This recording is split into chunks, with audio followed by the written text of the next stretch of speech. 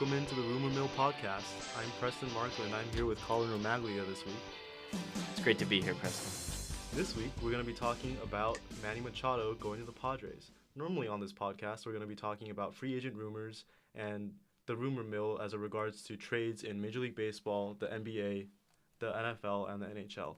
Today, however, since there was such a big signing last week, we're going to be talking about Manny Machado and our respective opinions on the matter. So I'll go first. I'm not a big fan of the Manny Machado signing, and there's a couple of reasons for that.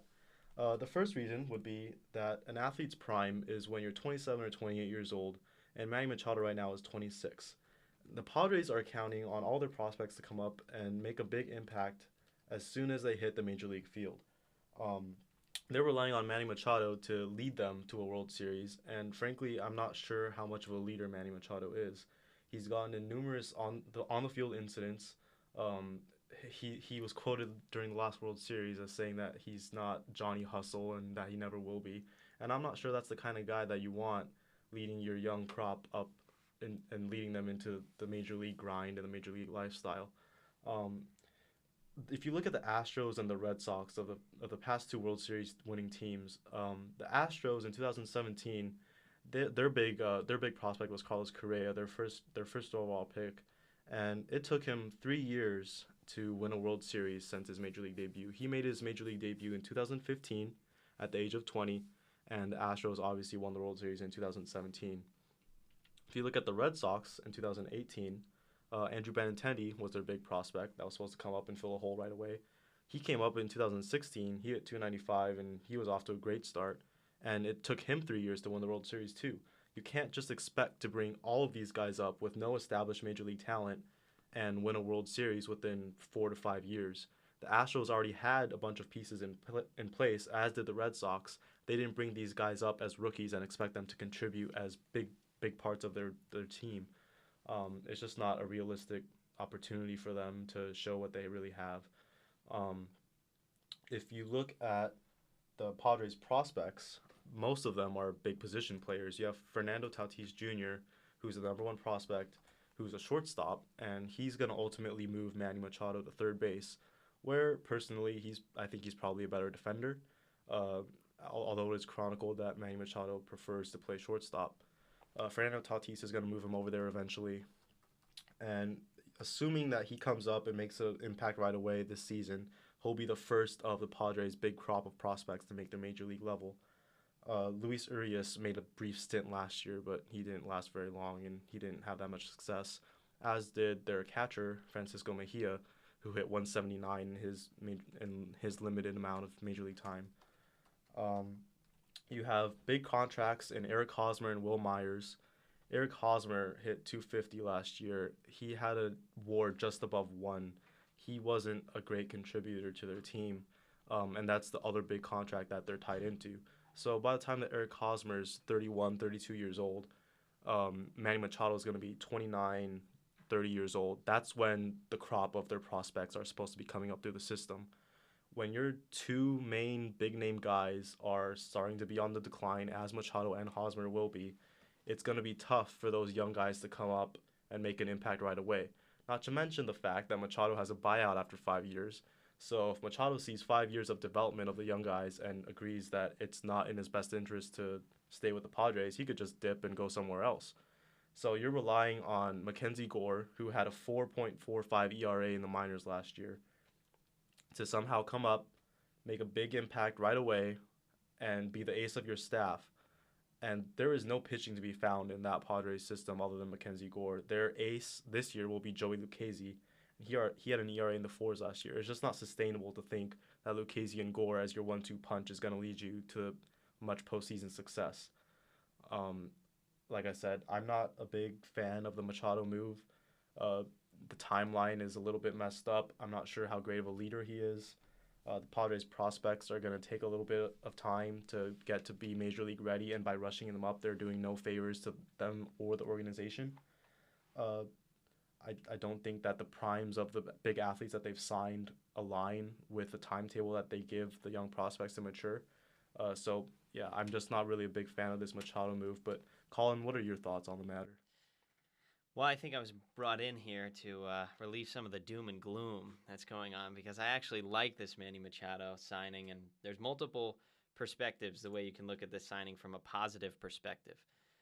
First and foremost, Manny Machado was clearly one of the biggest free agents in this offseason. One of the most sought-after free agents. I personally liked him as a better investment as opposed to Bryce Harper because Bryce Harper, as we know, has had very up and down years. He's not as good a reliable player in the field. He doesn't play a harder position. Manny Machado can play shortstop and third base. That's a lot harder to find a great player who can play that position than a right fielder.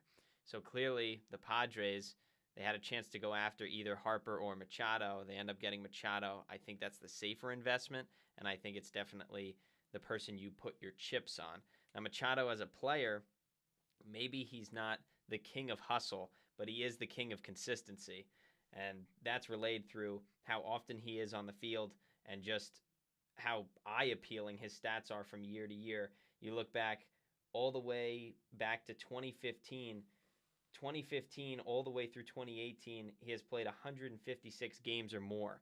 Clearly will be on the field every day, and in that same span of time, he has yet to have a season where he hits under 33 home runs. So you're certainly getting a lot of pop, and he also tends to hit around 300, so he's an average guy, but also someone you could stuff in the middle of the order and bring a lot of runs home, which is something that the San Diego Padres are definitely going to need this upcoming year because last year it wasn't great for them. They ended up finishing last in the NL West with a 66-96 record. And they were looking up at the Giants, the Diamondbacks, Rockies, and Dodgers. Another way to look at this is both the Diamondbacks and Giants, I would argue, got weaker in the offseason. The Diamondbacks lose Paul Goldschmidt. The Giants, it's Bruce Bochy's last year, but McCutchen isn't back. We saw the injuries from Longoria and how that affected the team, so I don't expect them being that great. So there is an opportunity, even though the Padres are young, to, in this first year of Manny Machado's contract, there's a fairly large opening for them to finish third in this division. The Dodgers and the Rockies are primed for playoff pushes, but as time wears on, those will probably give out, and there is gonna be a chance, I feel like, for the Padres. Another thing to look at this is from their roster perspective. And if you look at their roster perspective, I'm very happy that Manny Machado was able to move over to third base, only because one of their prospects in the minor leagues, like Preston talked about, they do have a lot of young talent. One of them is Fernando Tatis Jr., the second best prospect in all of baseball right now, according to MLB.com. He is a shortstop, multi-talented person. He's great defensively. He's great offensively, and he really just needs a chance to crack in. He's receiving a lot of hype, maybe not to the similar level that Chris Bryant had when he was on the Cubs, but certainly people are itching to see him play, and I expect them to call Fernando Tatis Jr. up this year.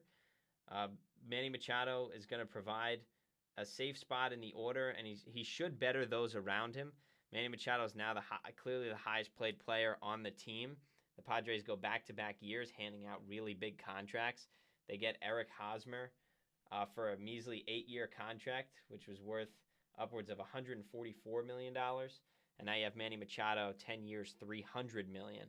I know he can leave after 5 years if he chooses to do so, but at $30 million a year, I don't think another team, once he's 31 years old, is really going to want to pay $30 million for Manny Machado. So I expect him to stay through a fair portion of this contract and through the rebuild. And the biggest problem for the Padres last season, if you ask me, was that the person that they invested in, Eric Hosmer, had a terrible first year in a Padres uniform.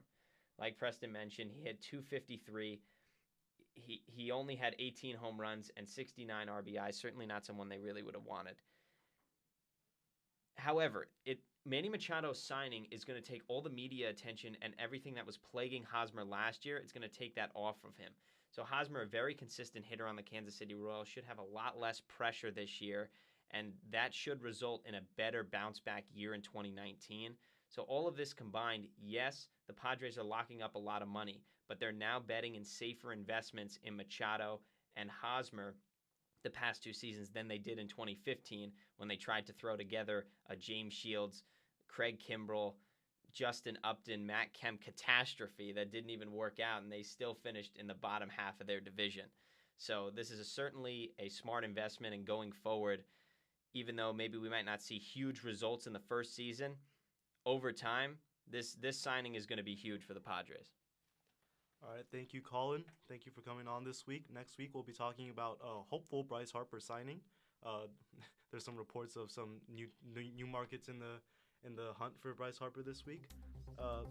Please join us next week when we talk about more free agent signings, hopefully, and where they'll probably end up